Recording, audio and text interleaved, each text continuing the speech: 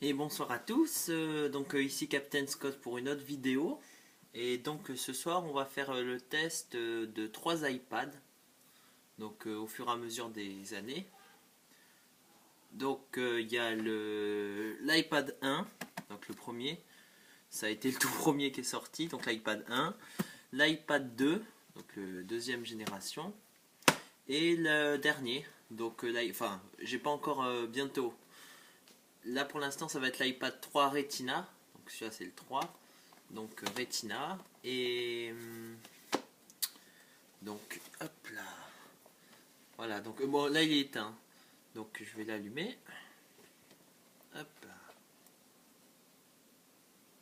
voilà, donc ça va être le 3 Retina, le 2 normal, hein, c'est le, oula, il est, voilà, donc le 2,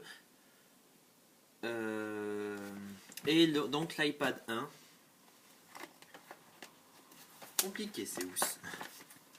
Et donc l'iPad 1, hop là. Voilà, donc l'iPad 1. Je vais baisser les luminosités des écrans parce que sinon vous n'allez rien y voir. Voilà, donc hop là. Voilà. Et l'iPad Retina. Voilà.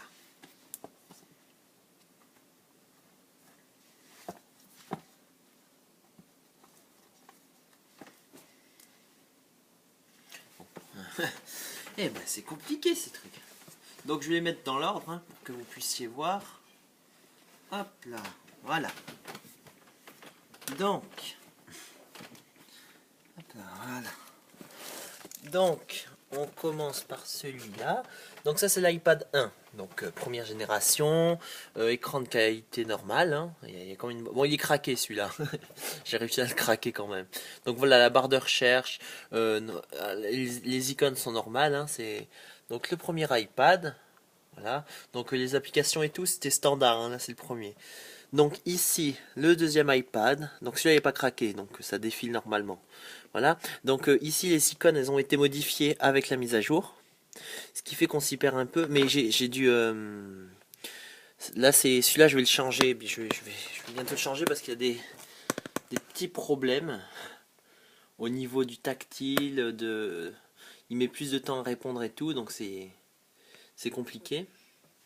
Et le R, le R, le Retina, donc excellente qualité graphique. Là on le voit très très bien sur la vidéo.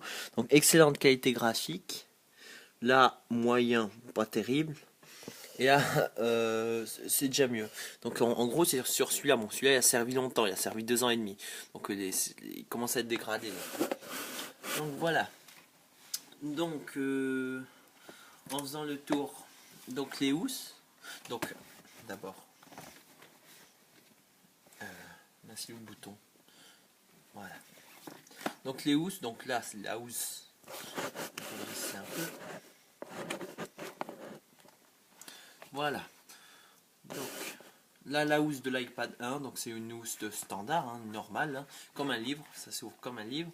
Donc ça n'enclenche pas, il faut appuyer toujours sur le bouton pour déverrouiller l'iPad parce que la housse n'a pas d'aimant. Donc ça fait que quand vous ouvrez ça ne répond pas.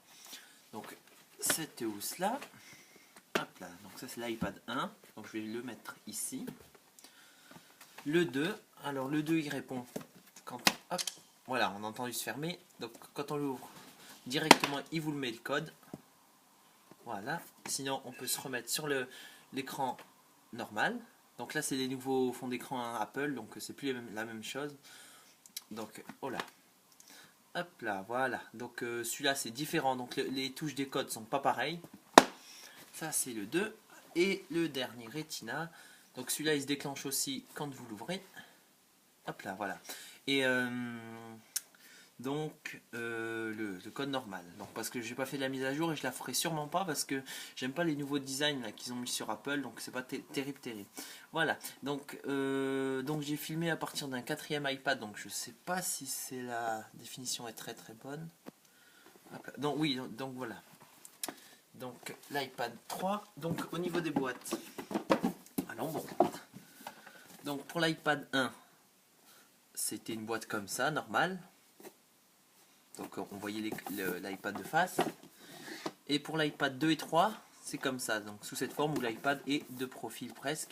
Donc après la boîte Apple, voilà. Donc après les logos étaient pareils sur les deux boîtes, iPad, Apple. Donc ça c'était pareil, voilà. Donc c'était juste pour montrer un peu la différence au niveau de la qualité des images et de la différence de description avec les boîtes et tout. Voilà.